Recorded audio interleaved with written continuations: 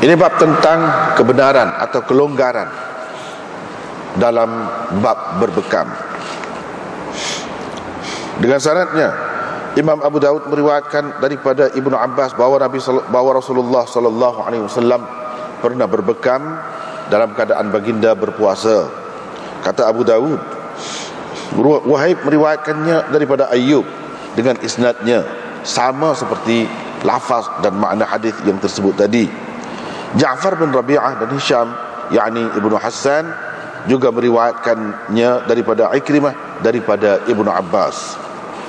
Dengan sanadnya, Imam Abu Daud meriwayatkan daripada Ibnu Abbas bahawa Rasulullah sallallahu alaihi wasallam pernah berbekam ketika baginda sedang berpuasa dan berihram. Dengan sanadnya, Imam Abu Daud meriwayatkan daripada salah seorang sahabat Nabi sallallahu alaihi wasallam bahawa Rasulullah sallallahu alaihi wasallam melarang daripada berbekam dan daripada menyambung-nyambung puasa. Tidaklah baginda mengharamkan kedua-duanya, melainkan untuk sahabat-sahabatnya terus segar ataupun tidak keletihan. Yang ini supaya sahabat-sahabatnya tidak keletihan. Maka ada orang berkata kepada Nabi SAW, "Wahai Rasulullah, sesungguhnya engkau sendiri menyambung-nyambung puasa itu, menyambung puasa hingga ke sahur, yakni hingga ke waktu sahur."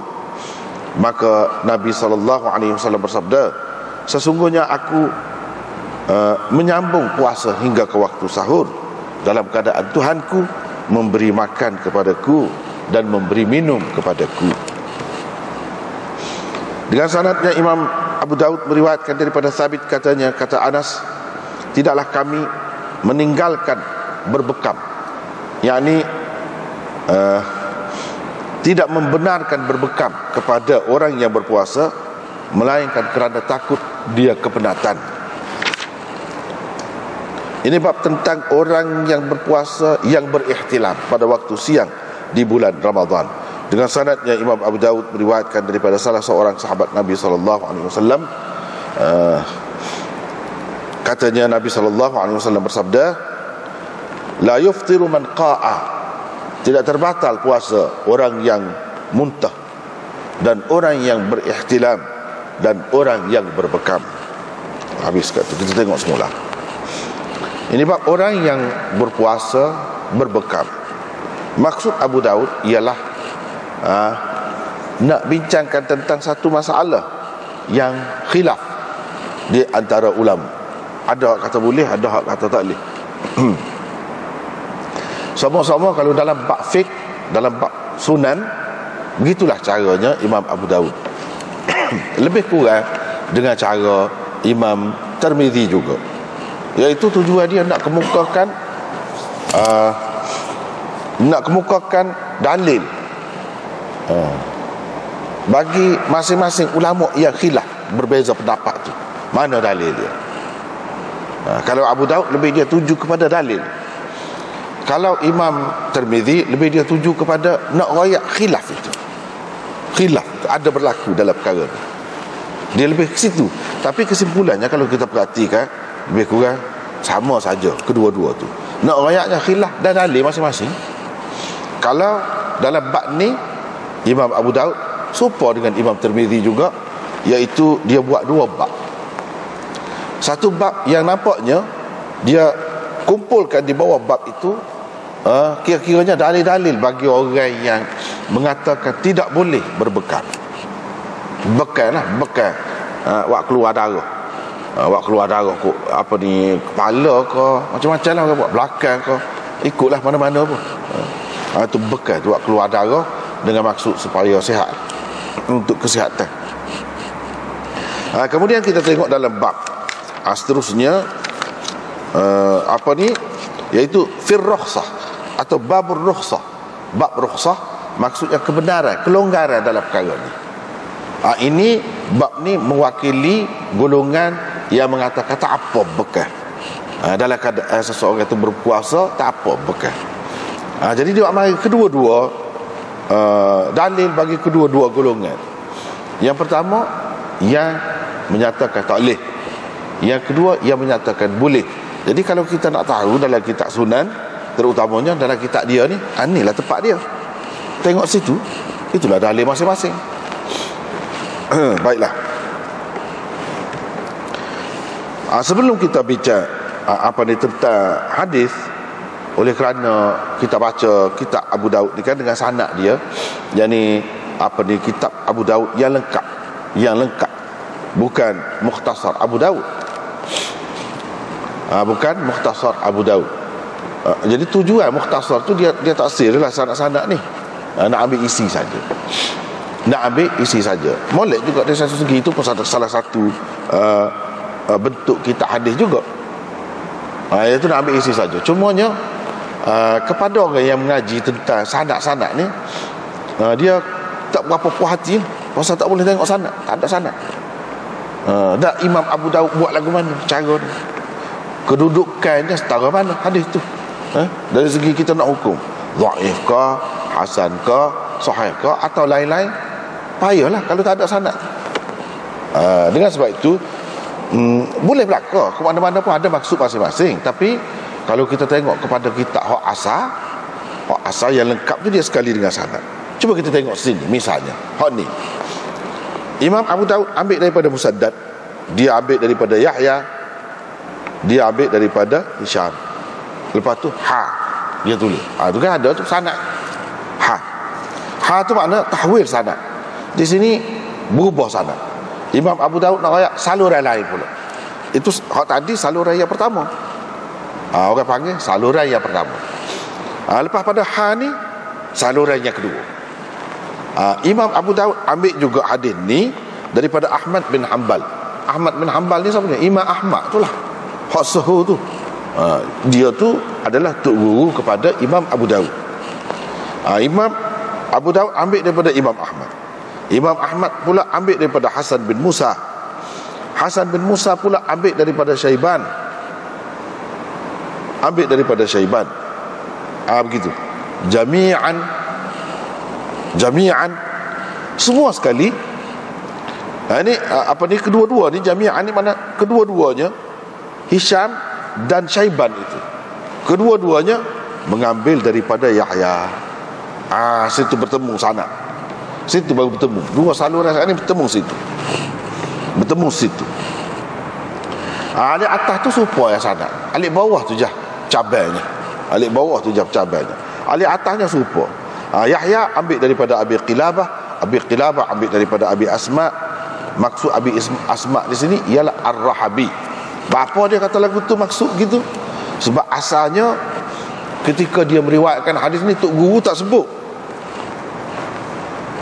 Abi Asma Ar-Rahabi begitu, tapi dia sebut maksudnya Abi Asma itu Ar-Rahabi supaya tak terkeliru. Maka kata Abi Asma hak lain pula. Hak ni tafsiran perawi, bukan mana hak tok guru asas sebut. Tidak, itu maksud yakni. Jadi dia tu ambil daripada Sauban itu ambil daripada Nabi SAW, baginda bersabda. Itu sanad dia. Jadi keadaan sanad tu kita tengok banyak faedah. Kepada orang yang mengaji hadis, sanad tu sangat penting. Bahkan Imam Muslim buat dalam Sahih Muslim dia tu muqaddimah tentang sanad, bahas tentang sanad dulu. Tentang sanad, kepentingan sanad itu. Kenapa yang sanad tu? Kalau nak mengaji hadis, nak baca hadis, kenapa yang tu dulu? Dia memang mulakan dengan sanad, perbincangan tentang sanad. Sebab kita tengok sana banyak perkara dah. Macam yakni, apa maksud yakni? Maksudnya tok guru asal tak sebut, tetapi salah seorang perawi di bawah tu sebut supaya hilang kekeliruan. Itu sah. Yang keduanya, apa gunanya ada dua saluran alik bawah tu? Pecah cabar tu, naik datang bertemu pada Yahya tu, apa guna? Apa faedah? Faedahnya banyak. Itulah benda. Itu berkait dengan sanad dah. Faedahnya banyak. Apa dia faedahnya? Iaitu kalau saluran yang pertama, cuba kita perhati, Musaddad ambil daripada Yahya, Yahya ambil daripada Hisham. Yahya ambil daripada Hisham itu riwayat secara an-anah, orang panggil riwayat secara an-anah, sebab dia guna lafaz an. di situ. Bukan lafaz haddatsana atau akhbarana, bukan. Tapi kalau kita tengok saluran yang kedua, yaitu saluran Imam Ahmad bin Hanbal, dia tulis na tu mana haddatsana lah. Dia ambil daripada tu dia na juga, mana haddatsana juga. Hasan bin Musa ambil daripada Syaiban pun na juga. Na juga. Begitu. Lepas tu baru la'an. Mana di sini riwayat secara tahdits, orang panggil. Riwayat secara tahdits dia lebih kuat. Dapat menyokong, menguatkan saluran yang pertama yang mungkin orang pertikaikan. Terutamanya kalau perawi dia tu adalah seorang mudallis. Jadi untuk menghilangkan kekeliruan itu, dia buat mari saluran lain yang tak ada keraguan tentang ittisal atau bersambungnya, putusnya sanad hadis itu tak ada kemungkinan. Bahkan memang jelas bersambung-sambung. Itu faedahnya. Itu banyaklah faedahnya.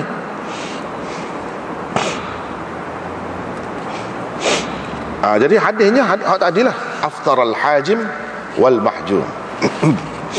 Imam Abu Daud dia hanya buat mari hadis saja.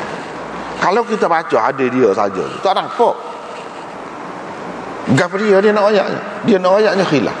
Baik, khilaf tu setara mana dalam perkara ni? Pecah kepada berapa? Perbezaan pendapat ulama. Hak tu tak ada. Hak tu dia tidak kerja dia. Cuma dia rayak dalil. Kalau mu perhati, sebanyak mana pecah pun dia tak lagi. Ni dalil. Cara dia faham masing-masing, dia berdasarkan hak ni. Baik. Kita yang ada kitab syarah ni senang. Boleh kita tahu. Itulah faedah syarah hadisnya. Syarah hadis kita boleh tahu. Maksud pengarang asal tu nak rayaknya beza pendapat ulama. Beza tu apa sebab? Siapa dia? Dia tak ada rayak. Siapa dia yang beza tu? Tokoh ulama mujtahidin yang berbeza pendapat tu siapa? Hak ni katakan, hak ni katakan. Siapa kata gini, siapa kata gini? Tak rayak. Hak tu dia kena dalam syarah hadis. Misalnya di sini dia kata wa qad ikhtalafa as-salaf fil hijamah lis-sha'im. Ulama salaf berbeza pendapat tentang bekam kepada orang yang berpuasa.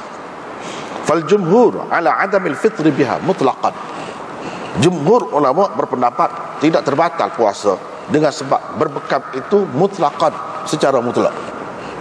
Secara mutlak tu maksudnya apa dia? Hak jom bekam pun tak batal, hak kena bekam pun tidak batal. Bekam balik pagi puasa tu tak batal, bekam balik petang pun tak batal berlaku. Kalau malam tak kira lah malam tu. Bukan masa puasa, kira masa puasa tu tengah hari lah. Pagi ke, petang ke, tengah hari, tak batal berlaku. Itu pendapat yang pertama. Jumhur ulama. Yang kedua, wa an Ali wa Atha wal Auza'i wa Ahmad wa Ishaq wa Abi Thawr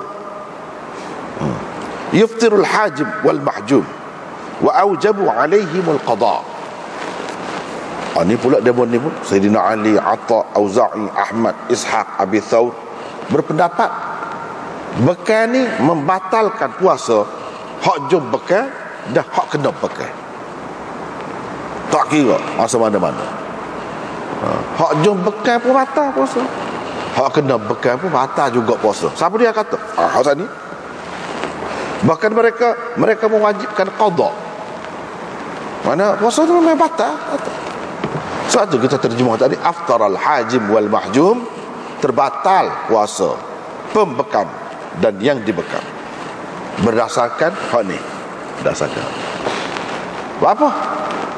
Imam Abu Daud ambil daripada Imam Ahmad. Imam Ahmad dia bukan riwayat saja, dia bukan riwayat saja hadis ni. Dia pegang dengan ni, dia pegang dengan sahih hadis. Aftara maknanya sudah berbuka, terbatal lah. Sudah berbuka supaya kita puasa makan jadi kan batal. Maksudnya terbatal lah. Terbatal puasa, pembekam dan yang dibekam. Wa syadza Atha syadz, yakni bersendirian lah. pelik sikit. Dia dalam perkara ni, sebab dia bukan sekadar kata kena qada puasa tu, kena bayar kafarah lagi kalau buat gini, kalau bekal. Tak kira dah hak jom bekal kau, kena bekal kau, bukan sekadar kena qada puasa, tapi kena bayar kafarah pula. Kena bayar kafarah, kata dia. Tapi pendapat dia ni syarat. Bila syarat, tak boleh nak pegangan lah, tak boleh nak. Kalau nak petua, kalau jadi mufti kau apa nak pakai ni, tak boleh. Untuk orang ramai. Untuk orang, kata kalau dia sendiri seorang dia senyap-senyap nak buat boleh.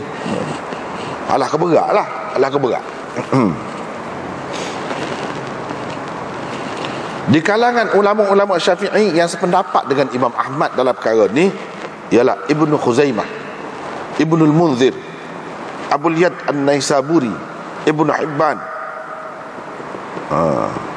Tu. Ni tokoh-tokoh dalam mazhab Syafi'i. Yang disebutnya Ibnu Khuzaimah. Ibnu Khuzaimah tu ulama hadis. Badi berebut lah.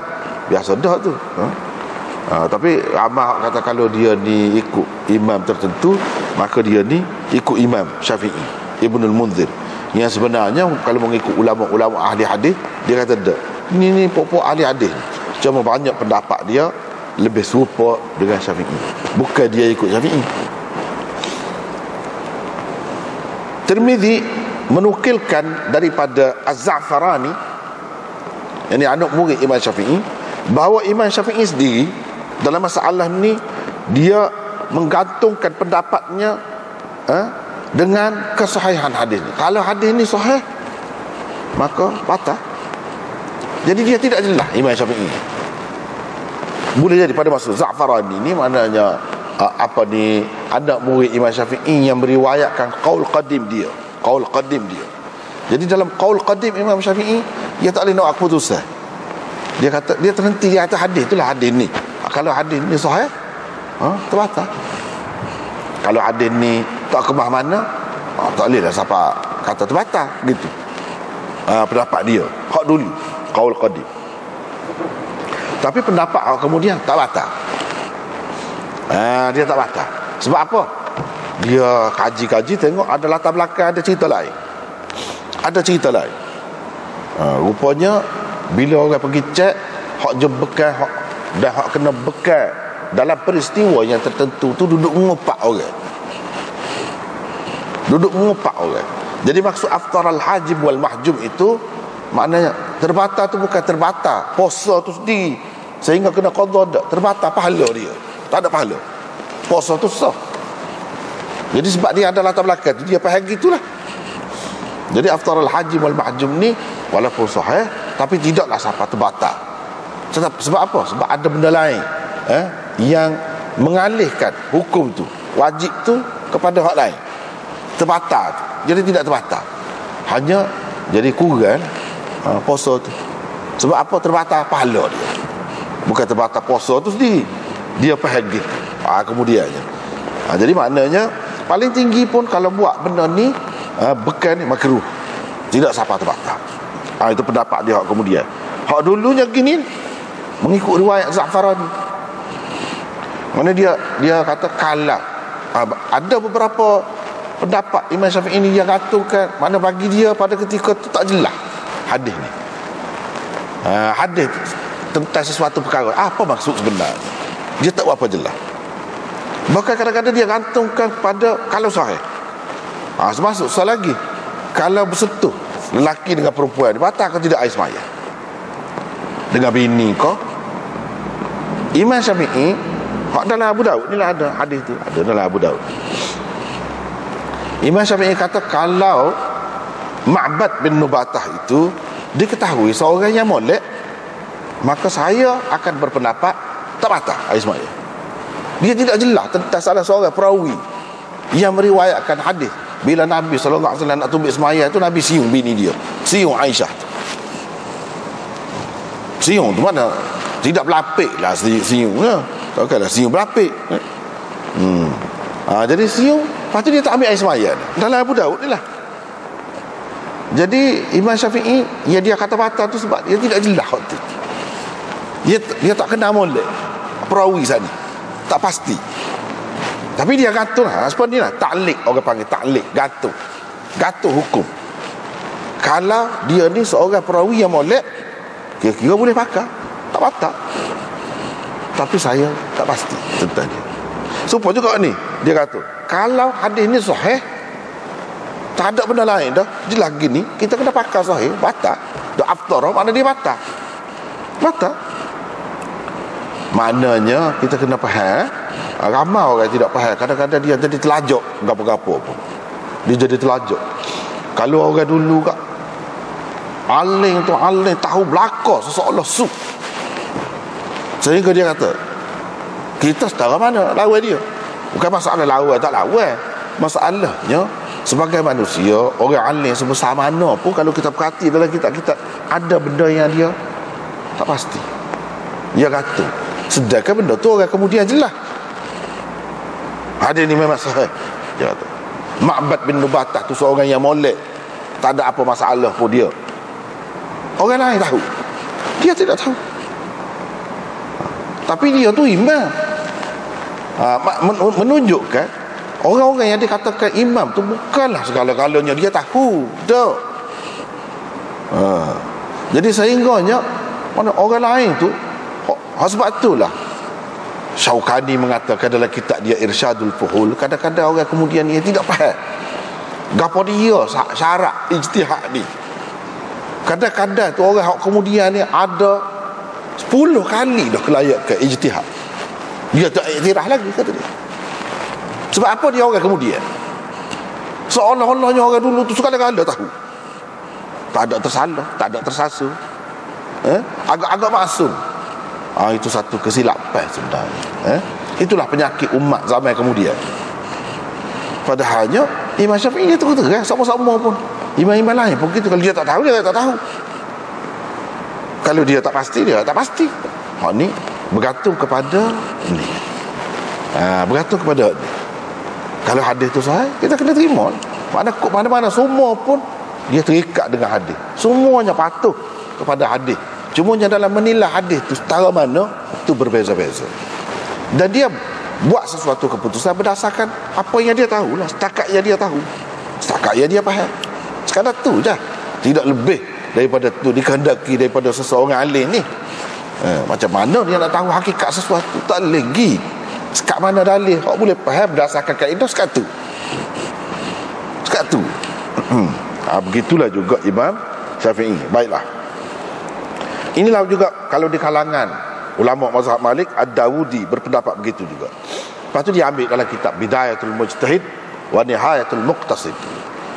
Ini satu kitab yang ringkas, hanya 2 jilid saja. Tapi kalau untuk mengetahui dalil-dalil ulama, perbezaan pendapat dan apa sebab dia tu berbeza, mereka berbeza, inilah kitab mula-mula sekali sepatutnya kena seseorang tu baca, kena ada pada dia. Nama dia pun sesuai dah, Bidayatul Mujtahid, mana kitab permulaan untuk seorang mujtahid. Wa Nihayatul Muqtasid, tetapi kepada orang yang bawah daripada peringkat ijtihad tu, habis ringan dah, sudah kitab tu, sudah dia nak isyarat kepada ini kitab permulaan. Seseorang nak pandai berijtihad, nak jadi mujtahid, inilah tangga permulaan dia. Baca tu boleh tahulah cara ulama beza pendapat apa. Misalnya dia petik daripada situ, dia kata ada 3 mazhab dalam bab bekal. Dalam bab bekal ni, kalau untuk orang puasa lah, untuk orang puasa, cara orang puasa ni ada 3 mazhab. Satu golongan mereka berpendapat batal puasa dengan sebab berbekam, dan tidak berbekam itu wajib. Wajib kita kena jaga diri kita daripada berbekam. Jangan bekam lah, bekam orang ke ataupun kita dibekam ke kupa. Inilah pendapat Ahmad, Dawud, Auza'i, Ishaq bin Rahawai. Dia sebut orang-orang ni. Yang kedua, satu golongan lagi kata makruh kepada orang yang berpuasa, tidak membatalkan. Ini pendapat Malik, Syafi'i dan Ats-Tsauri. 2. Yang ketiga, satu golongan lagi berpendapat tidak makruh dan tidak membatalkan puasa. Inilah pendapat Abu Hanifah dan anak-anak muridnya. Tokoh-tokoh dalam mazhab Hanafi berpendapat begitulah. Tak batal, tak makruh, tak apa. Ada tiga pendapat. Lepas tu dia kata, apa yang jadi khilaf? Itu istimewa kitab Bidayatul Mujtahid. Bidayatul Mujtahid ni karangan siapa? Karangan Ibnu Rushd. Ibnu Rushd ni orang Andalusia zaman itu. Nama dia Andalus, negeri itu. Kemudian lah ni Sepanyol, jadi Sepanyol. Dulu Islam mereka situ. Ramalah ulama-ulama orang bisa-bisanya. Termasuklah salah seorangnya Ibnu Rushd. Muhammad bin Muhammad bin Muhammad. Tiga keturunan Muhammad dia. Jadi dia ni alim besar lah. Hak terkenal sebagai ahli falsafah tu. Salah seorang ahli falsafah dia lah. Tapi dia bukan ahli falsafah saja. Kadang-kadang orang falsafah tu sebut-sebut macamlah dia tu ahli falsafah saja. Padahal dia ni ulama hadis besar. Dan ulama fiqh besar. Dia juga seorang hakim di zamannya. Maknanya seorang hakim ni kena bisa benar lah bab hukum ni. Ini kitab dia. Dia apa ni juga doktor. Ibnu Rushd ni doktor. Dia tulis kitab. Kitab dia tu dengan anak pun ada. Kitabul Kulliyat. Itu bahagian perubatan dia. Dia tulis kitab ilmu bintang. Ada juga. Ilmu matematik. Ada juga macam-macam bidang dia masuk. Inilah salah seorang yang luar biasa. Ulama Islam yang serba boleh lah orang kata. Serba boleh. Dan mengarang kitab lebih 200 kitab Ibnu Rushd tu. Dalam sejarah dia nya, ya anda masih ingat lagi sejarah dia tu, antaranya dia ni hidupnya ilmu saja. Kalau tidak baca, nulis, ngajar, ataupun mahkamah hakim. Tu je. Orang tak pernah tengok dia ni buat benda lain. Baca semacam. Baca kira ilmu macam. Baca, ngajar, tu je. Dua masa je orang tengok dia tidak baca. Bila? Sekali tu bila dia nikah, malam dia nikah. Ialah sibuk nikah kan? Dia mari jumpa orang tu, jumpa dengan orang. So lagi malam ayah dia mati. Hari ayah dia mati atau malam gitulah.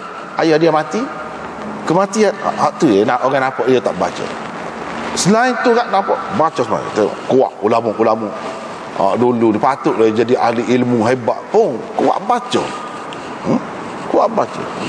Ni memang istimewa. Kitab Bidayatul Mujtahid ni sahih.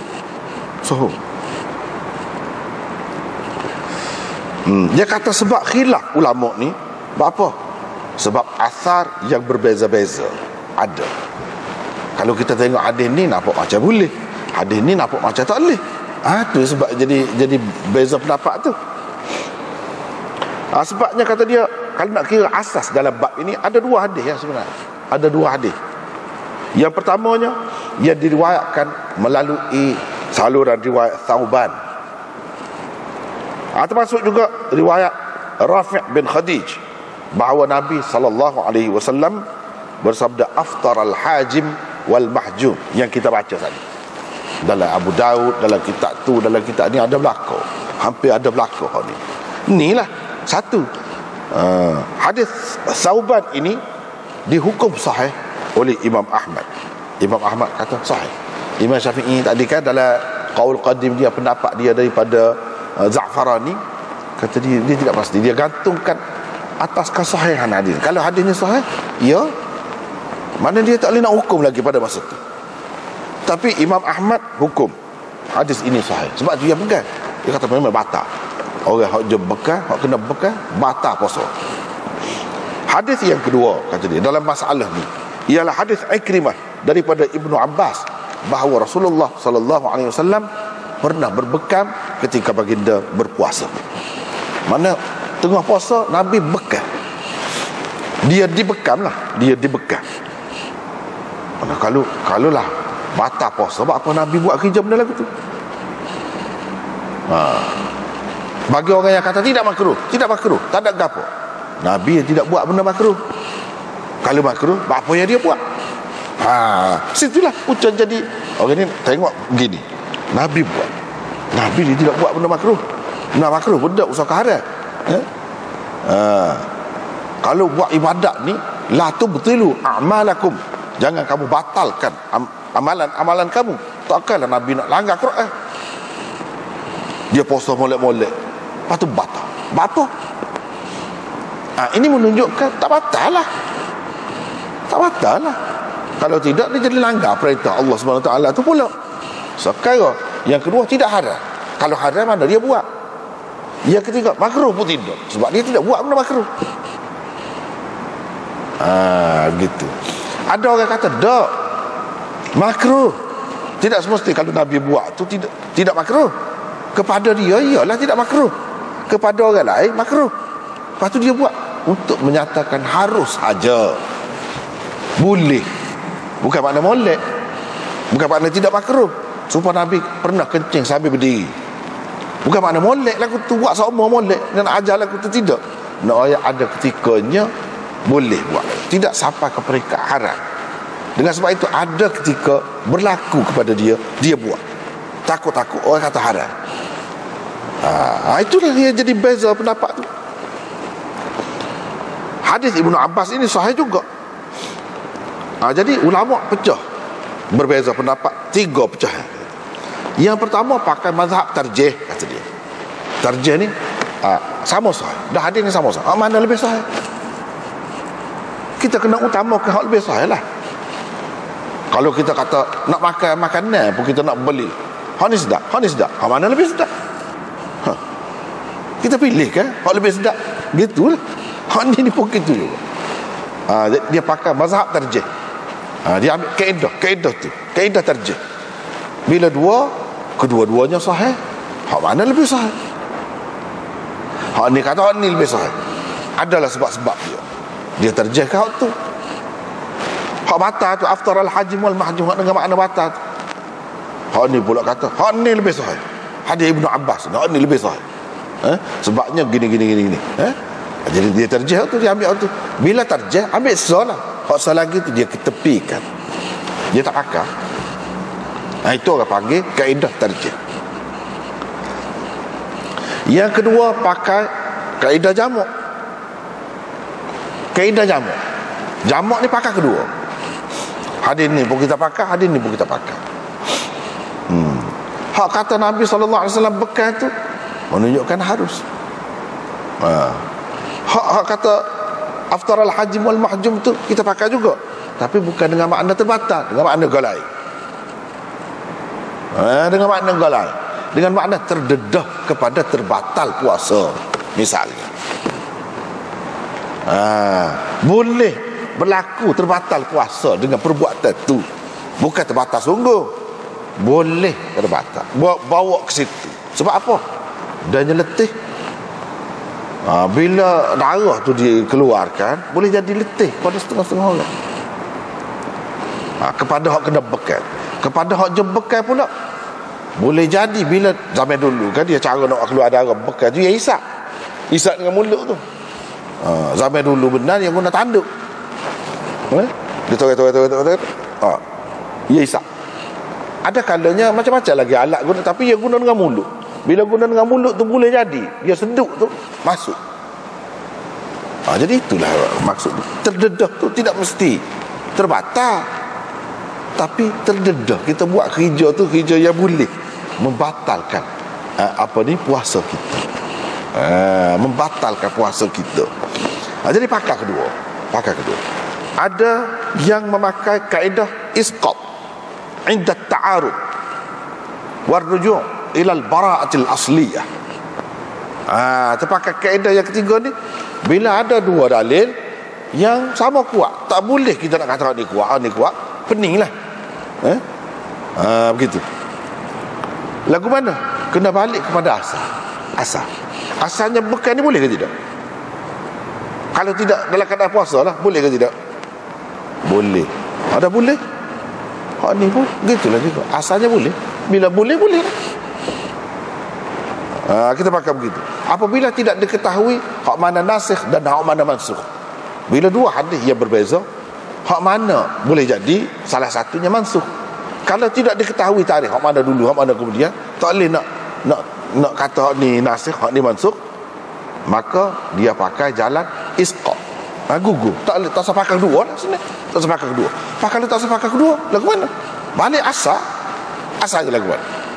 Asalnya boleh bekal. Bila boleh tak ada apa. Tu orang panggil bara'ah asliyah. Bara'ah asliyah. Itulah yang dipakai oleh Malik dalam bab ni. Tak tangan sembahyang. Imam Syafi'i kata tak tangan sini, atas pusat bawah dada. Imam Ahmad kata tak atas dada, ada juga riwayatnya. Imam Abu Hanifah kata duduk bawah pusat. Bawah pusat. Bukan atas pusat, bawah pusat ni. Betul. Imam Malik kata ada hadis belakang, ada. Balik asal. Asalnya kita adalah keadaan biasa lagu mana? Pergi gini. Dok gini, betul gini. Lepas tangan gini sebab tu dia lepas tangan. Dia balik kepada kaedah al-bara'ah al-asliyah. Hak asal kita lagu mana dalam keadaan biasa. Kalau kita jalan, kalau kita duduk cacat, kalau lagu mana? Lepas ke tangan gini, irsal. Orang panggil irsal. Bukan letak gini. Bukan letak gini kok. Tak ada. Letak gini. Balik asal. Hak asal dalam keadaan lagu mana? Lagu tu. Kata tidak nampak hormat lagu tu. Tak mesti. Ada duduk balas sana. Ni kata ni buat belakang, tinggal belakang. Tinggal. Balik asal. Asal lagu mana keadaan kita. Itu pendapat dia lah. Jadi kalau kita tengok perbahasan ulama tu suka juga cara dia tu. Ni. Tak boleh kata kamu ngaku lah. Masing-masing lah tu. Itulah orang panggil ijtihadnya. Itulah. Tapi masing-masing ada kaedah. Ada kaedah. Dia kata lagu tu, apa kaedahnya? Al-bara'ah al-asliyah. Yang Imam Syafi'i kata letak atas pusat ni. Dia ada hadis. Dia terjehkan hadis itu. Lepas tu ada kan juga hadis bawah pusat.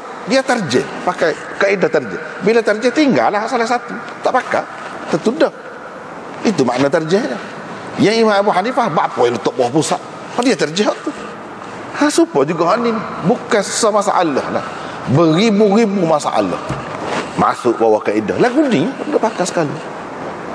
Lagu ni baru kita tahu cara dia. Cara dia gitu. Beza. Bagi kita tak ada apa sebenarnya untuk orang ramai. Pergi ni lah kita kata. Kita pergi tempat tukar masak, besar dia. Ni sedap juga dia buat gula dia. Dia ikut ni tahu ikut. Ikut. Daging kau ikut. Lepas kita tengok tukar masak dia ikut ni. Dia pergi pisah lagu dia ikut. Ada juga yang kepek pisah tu di kaki dia. Di kaki dia nak iri. Daging. Cepat bukan main buat. Lepas tu kita nak kata jadi kurang sedap kau dengan sebab dia kepek pisah dengan kaki. Ataupun dia iri bawah ikut ni jadi kurang sedap kau. Dia patutlah lah kalau dah pandai. Atau ikut ni tak jadi kau. Patutlah. Nak iri lagu mana? Nak iri pak segi kau, nak iri apa ni nipi-nipi. Boleh belakang. Dia boleh buat belakang. Hak nak lagu mana? Boleh. Sama cepat. Pasal tak ada beza gula sedap patutlah belakang. Kita nak ke dia? Kita nak kelih dia beza iri tu kau nak makan hak dia buat. Sedap kau tak sedap tu. Kita abang ni nanti makan lah. Dah tersatu sibuk lah kalau lagu tu. Waktu kerja dia, kerja orang yang nak menyiapkan makanan bahan supaya juga lagu tu. Contohnya dia tidaklah hak tu orang biasa pun boleh buat. Hak ni dia kena ilmu banyak baru boleh. Kalau tidak tak boleh. Kalau nak bawa kereta lembu biasa-biasa orang biasa boleh. Tapi kalau nak bawa kapal terbang tak boleh. Main-main. Dia kena orang pandai sungguh. Gitulah beza dia. Tapi driver juga. Tu pun driver, dia pun driver. Tapi lagu lain. Keperluan dia untuk duduk sini lagu lain kadang. Tapi hakikatnya benda setara tu. Lebih kurang tu.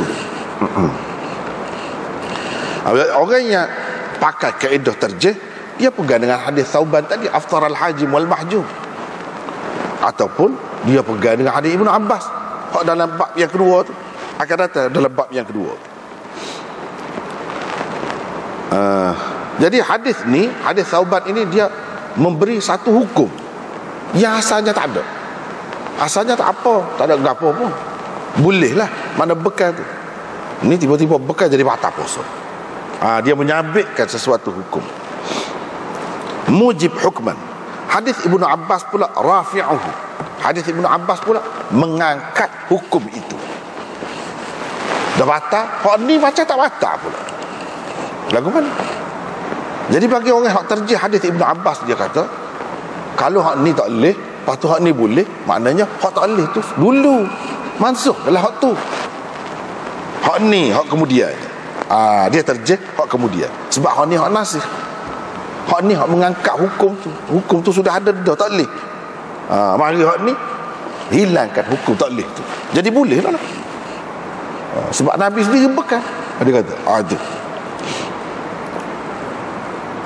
Tapi jadi dia ini kaedah lah, kaedah yang dipakai oleh ulama-ulama. Bagi orang yang mengatakan batal tu, sebab dia kata hukum hak baru, hak asal tak serupa dengan hak sekala. Hak sekala boleh. Tiba-tiba dalam keadaan puasa dia kata tak boleh, batal. Kita kena utamakan hak tu daripada yang mengangkat, daripada tidak. Dia kata itu orang panggil wujuh tarjih.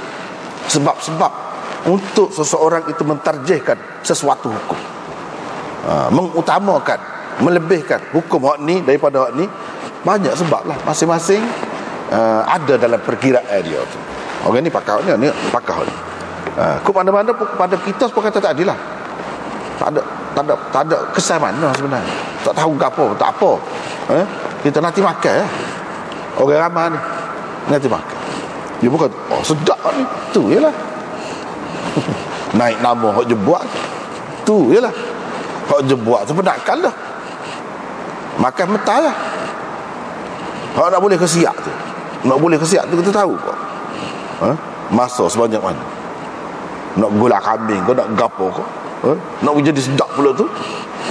Masakan tu hak je makan mentah. Dia tak tahu gapo pun. Benda ni lagu mana orang buat, tak tahu. Nak sembelih lagu mana, nak lapah kulit lagu mana, tak tahu. Dia tahu makan. Sebab apa?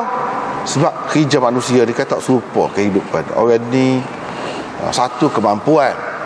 Bukan semua orang mampu nak buat kerja tu. Bukan semua orang ada masa untuk buat kerja tu. Bukan semua manusia ni perlu buat satu kerja belaka. Orang ni nak jadi tukang rumah, orang ni nak jadi driver lori, orang ni nak jadi polis, orang ni macam-macam lagi kerja. Mana nak dia nak buat benda lagu ni. Jadi itulah sebab jadi ada bagi kerja lah. Bagi kerja. Peranan ulama-nya ahad. Peranan orang ni masing-masing tupai menupai lah kata. Tupai menupai.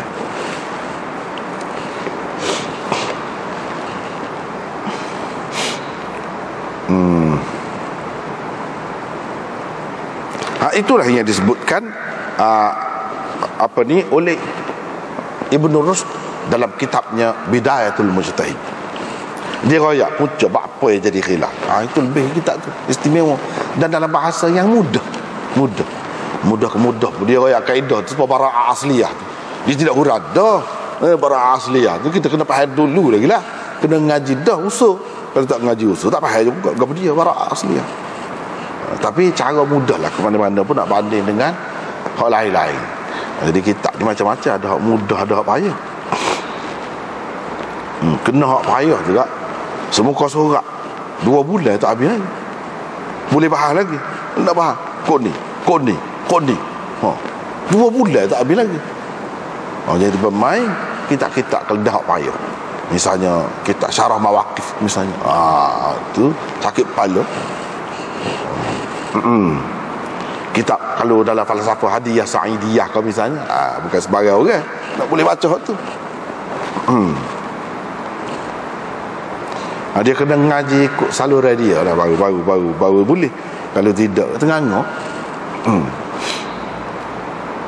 Bahasa tu boleh dah, bahasa suku ke lain pula, dah lain. Tak apalah. Lepas tu salah satu sebab yang jadi ulama ni berbeza pendapat tentang hadis ni, tak jelas hadis ini dalalahnya qat'i ke tidak. Satu, ulama-ulama ni tengok nak buat hukum, nak jadi pegangan ni, dia apa ni, qat'i thubut kad zanni thubut. Qat'i thubut maknanya kalau ada dalam Quran itu jelas ada, tak boleh nak pertikaikan. Tapi kalau hadis ni dia tak ada, jarang qat'i thubut orang panggil. Hak umumnya zanniyus thubut. Mana orang boleh pertikaikan, ni kata tidak sahih, hak ni kata sahih, hak ni kata ni hadis ahad saja. Bila kata hadis ahad, dia zanniyus thubut, duduk setara tu. Perkara hak ni jelas, hadis ni termasuk dalam zanniyus thubut. Perkara yang kedua yang kena tengok dalalah dia tu, makna dia tu qat'iyud dalalah ke atau zanniyud dalalah. Kalau qat'iyud dalalah ni makna dia tu terang supaya Allahu ahad, Allah tu sah tiga. Berapa tiga pun ada kata sah lah, tak kena faham sah 1, 2, 3. Jadi orang Kristian kata Tuhan tu tiga pula, tiga lah mana dah sah lah, jelas. Wa ilahukum ilahu wahid, Tuhan kamu sah. Tu jelas. Muhammadur Rasulullah, dalam Quran sebut Muhammad itu Rasulullah, jelas Rasulullah. Lagu mana? Tapi ada juga setengah-setengah dalil dia tidak terang makna dia. Makna dia tu tidak qat'i, tidak putus, tidak mesti lagu tidak gitu. Boleh jadi juga gini, boleh jadi juga gini. Hak tu orang panggil zanniyud dalalah. Hadis ni termasuk dalam zanniyud dalalah. Dengan sebab itu ada beza, ada khilaf. Kita kata Imam Ahmad faham dengan makna terbatas, itu hak dia faham. Tidak semua orang faham lagu tu. Tidak semua orang faham lagu tu. Dia faham lah, moga dia orang alim. Faham lain tak alim kau. Dia faham ada cara dia. Cara dia orang lain pun ada faham cara dia. Gitu. Misal kita tengok seorang tu jeri, dia pun buat kesimpulan, dia sedih. Dia jeri bukan sedih, dia suka lajak. Kan ada kan orang kata lajak suka, dia jeri juga. Boleh jadi tu. Jadi jeri bukanlah sesuatu yang qat'i, menunjukkan sedih. Bukan sesuatu yang putus mesti menunjukkan sedih. Mana ada ihtimal, ada kemungkinan menunjukkan sedih, ada juga kemungkinan menunjukkan suka, ada juga kemungkinan menunjukkan dia gila. Dia gila suka tak apa, bukan sedih, bukan suka, dia gila. Boleh jadi juga. Jadi banyak kemungkinan orang suka ni. Tak boleh lah orang dia jerit tu atau suka tu menunjukkan kalau jerit menunjukkan sedih lagi, kalau suka menunjukkan suka lah. Tak mesti, banyak perkara lagi kena tengok. Jadi orang ni kata iyalah kalau jerit tu biasanya makna sedih. Iyalah biasanya, tidak mesti sama, tidak semesti semua orang dalam dunia ni. Yang kita kata begitu sebab kita tengok dalil-dalil lain. Kita tengok dalil-dalil lain. Jadi macam ini lagu ni lah orang panggil zanniyud dalalah, tidak qat'i dalalah. Makna dia tu, maksud dia tidak terang. Makna dia tu zanni saja. Orang ni serah gini maknanya. Orang ni serah lebih berat makna dia gini.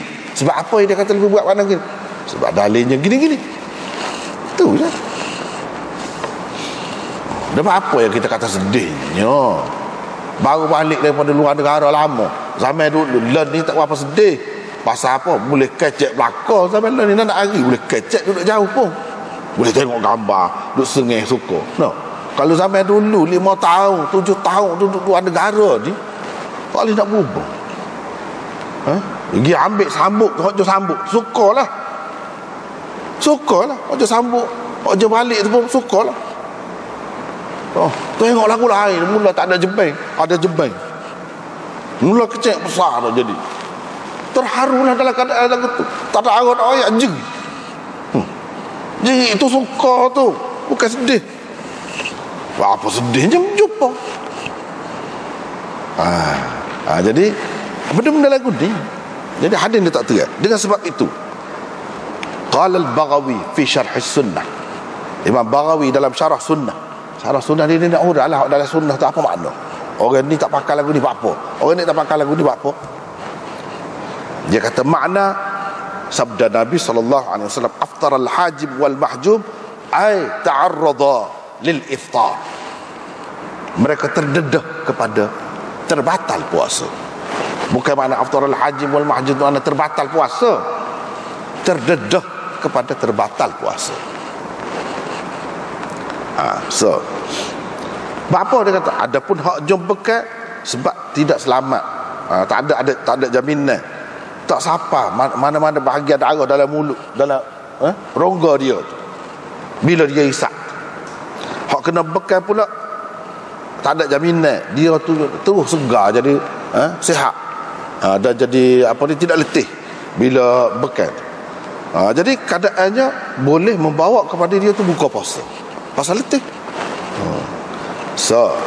Yang kedua makna aftara tu dia melakukan sesuatu yang boleh mengurangkan kelebihan puasa tu. Jadi dia melakukan sesuatu yang tidak disukai, sesuatu yang makruh yang tidak disukai, iaitu bekal. Seolah-olahnya mereka ni tidak sedang melakukan ibadat berpuasa. Sedap sangat tu duduk bekal tu. Dua. Yang ketiga, maknanya ialah aftar al-hajim wal mahjum. Apa yang kata terbatal tu? Terbatal ni bukan makna terbatal puasa, terbatal pahala dia. Sebab apa? Sebab mereka berdua sedang duk mengopak orang pada ketika itu. Dan ini khusus dengan pembekam dan yang dibekam tertentu dalam peristiwa itu. Bukan untuk setiap orang yang bekam. Orang-orang lain pun kadang ada sebab tu. Iyalah, kalau tak ada, tak lah. Takkanlah semua orang yang bekam duduk mengopak belakang. Jadi hak ni Nabi ada tengok. Jadi Nabi raya nak ceritanya dalam puasanya dikehendaki untuk dapat pahala ke apa selain daripada sah puasa tu, kita jangan buat benda-benda macam ni tu hak benda-benda je barulah dapat penuh markah tu.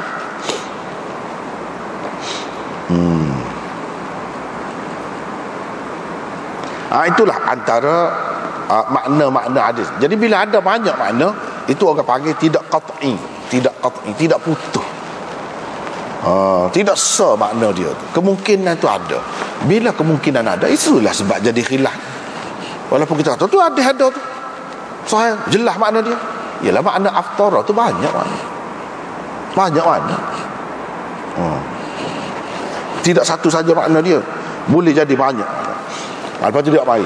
Qala Ibnu Hazm kata, hadis aftar al-hajib wal mahjub tanpa syak adalah sahih. Sahih. Tapi kita dapati ada hadis Abi Sa'id yang menunjukkan Nabi SAW sendiri membenarkan orang yang berpuasa itu berbekam.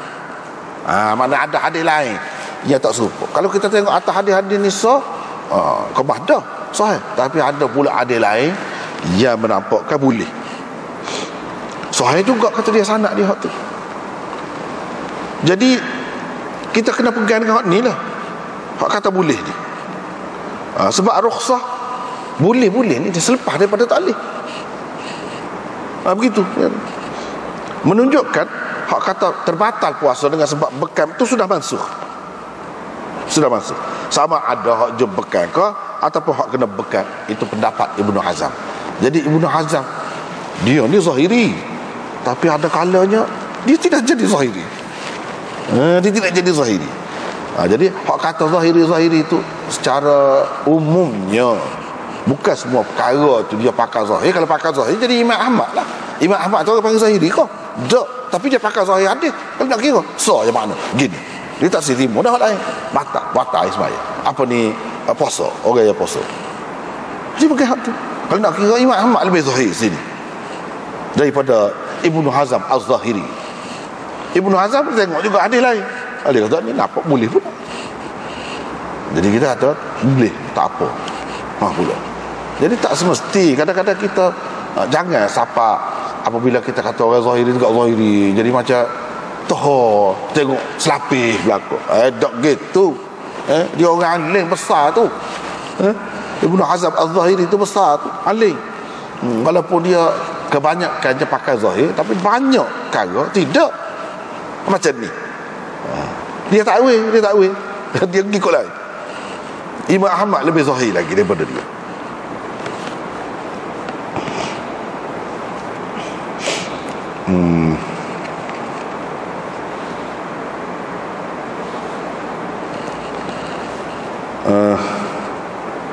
Jadi hadis yang disebutkan oleh Ibnu Hazm itu dikemukakan oleh Nasa'i, Ibnu Khuzaimah, Daraqutni, dan rijalnya perawi-perawinya thiqah. Cuma ulama khilaf tentang marfu' ke mauquf dia. Tapi dia ada syahid dia pula, hadis Anas. Ada syahid dia. Mana hadis riwayat sahabat lain yang menunjukkan perkara yang sama. Itu makna syahid. Yang dikemukakan oleh Daraqutni. Jadi gitulah. Jadi boleh ada dalilnya. Anas, orang tu, orang ni ada bekan dalam keadaan berpuasa, dan Nabi SAW tahu dia tak ada tegur gapo. Kalau lah tak boleh sungguh, siapa batal puasa mesti Nabi tegur dah. Itulah pegangnya bagi orang yang kata tak batal puasa, orang yang berbekan tak batal puasa. Jadi ada juga orang kata Nabi SAW larang daripada berbekan ni. Ya, dia kata aftara tu sebabnya dia takut letih. Nabi SAW ni mikir semua, ambil kira semua umat dia takut jadi terbeban, takut jadi terseksa dengan sebab ibadat-ibadat tertentu. Sedangkan maksud agama tidaklah siapa gitu nak menyeksa orang, nak menyusahkan orang. Jadi yang jadi tak bui bekan tu sebab apa? Takut letih, takut penat. Lama kan jadi letak atas ibadat. Atas ibadat lah kita jadi sakit gini ni pun. Jangan gitu. Tak ada ibadat suruh siapa gitu mah.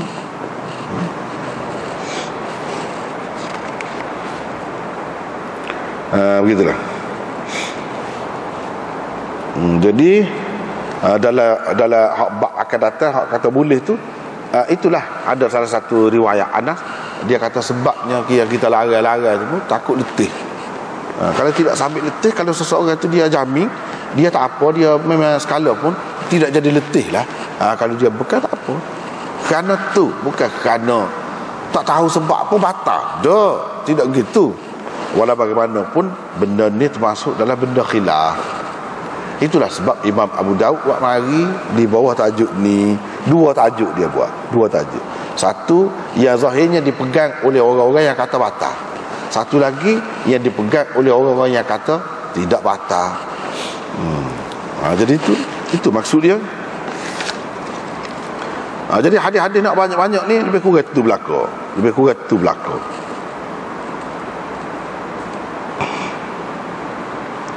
Cuma setengah tu ada ayat latar belakang dia, ada ayat tarikh dia bila Nabi kata gini ni. Dia nak menyatakan dia ni ingat molek riwayat dia. Dia kata ketika Nabi kata tu, Nabi pegang tangan dia pada 18 hari bulan Ramadan. Dia raya. Tu ya beza. Tapi hak hadis hak sebenar asasnya hak tolak. Hak tolak aftar al-hajib wal mahjub. Jadi ada beberapa riwayat tu bezanya dalam perincian dia. Perincian tu banyak faedahnya. Antaranya perawi tu dengan adanya benda-benda macam ni, kita lebih meyakinkan kita tentang dhabtnya. Dia ingat molek. Jadi bola lafaz pendek aftar al-hajib wal mahjub, takkanlah tak ingat benda setara tu. Dia ingat dengan tarikh, dengan gapon. Dan selain daripada itu menunjukkan Nabi SAW dengan sahabat-sahabat dia ni mesra.